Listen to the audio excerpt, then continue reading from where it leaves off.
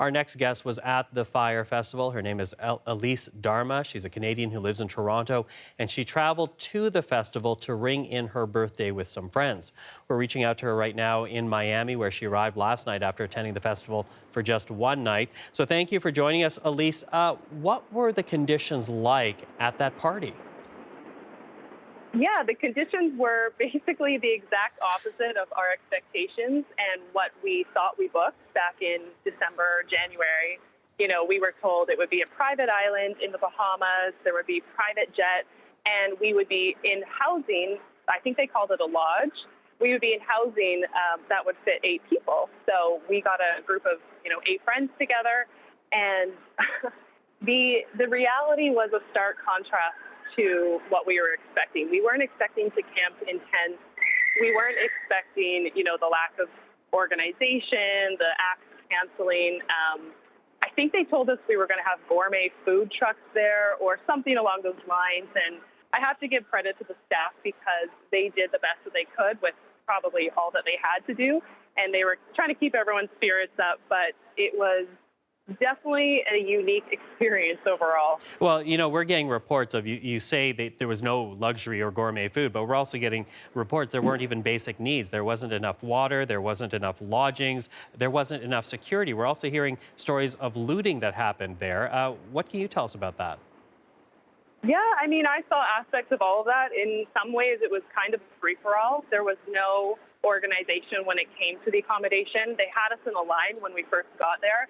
And then all of a sudden, one guy just yelled to the crowd, "Hey, if you signed up for lodging, go grab a tent." And so everyone literally ran with their bags to find a tent. When we got to the tents, we discovered that they were soaking. I guess they had set the tents up in the morning when it rained. And so when you stepped on the carpet inside, you'd have a puddle of water around your foot. For me, I'm an entrepreneur. I knew I'd be working from the Bahamas during the weekend, so I was expecting some level of security for my belongings.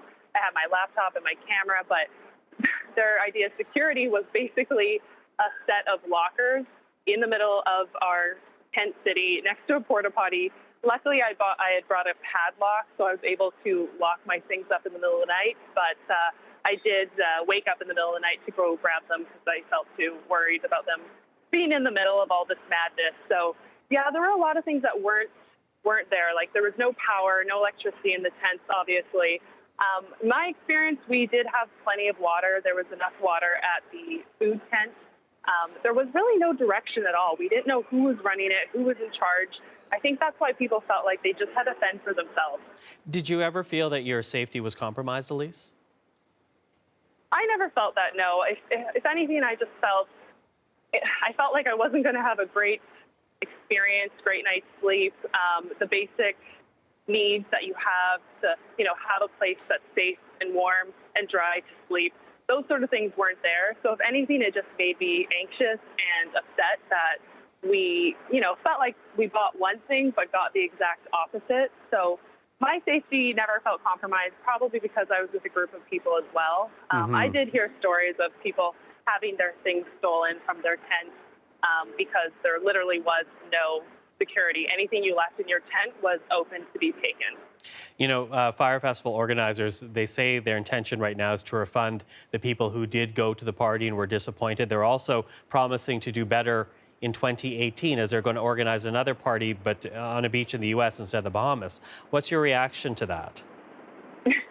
With my friends and I, we just laugh about it because honestly, once we got there and we saw the reality, our main goal then became to get out and go back to Miami. At least that was my goal. Some of us did really make the best of it and still danced and had a fun time the one night we spent there. But my goal was to get out of there. And at that point, honestly, we did not really expect to see any of the money that we paid. In our case, we got a group package deal, so we each paid $500 to get there. So we pretty much assumed that we wouldn't see it again. And we also loaded up our wristbands because it was a cashless environment. They kept pressuring us to add cash to our wristbands so that we could buy things while we were there. So several of us put money on those wristbands ranging from $200 to $2,000. So whether we see that money refunded or not, I think we're all skeptical until that day actually happens. I hope it does, but we're kind of treating it like a wash right now. Well, Elise, sorry about your experience at the Fyre Festival. Really appreciate your time here. Hopefully Miami will be a better place to celebrate your birthday. Thank you. It is. It's a good time here. Okay, Elise, thank you. That's Elise Dharma, Canadian attendee of the Fyre Festival. We reached her in Miami.